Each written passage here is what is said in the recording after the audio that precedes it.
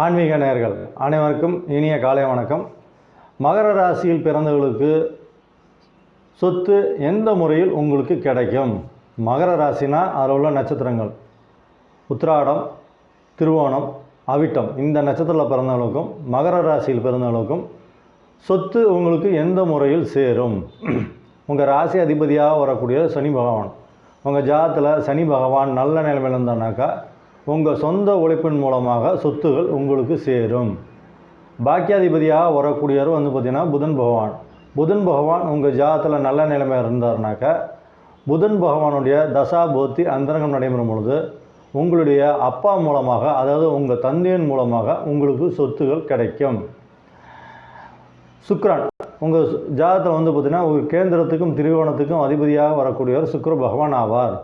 சுக்கிர பகவான் உங்கள் ஜாதகத்தில் நல்ல நிலைமையில் இருந்தாங்கனாக்கா உங்களுடைய பூர்வீக சொத்து, அதாவது உங்கள் தாத்தா, பாட்டன், இந்த மாதிரி பார்த்திங்கன்னா உங்களுடைய முன்னோர்கள் சேர்த்து வைத்த சொத்து உங்களுக்கு கிடைக்கும்.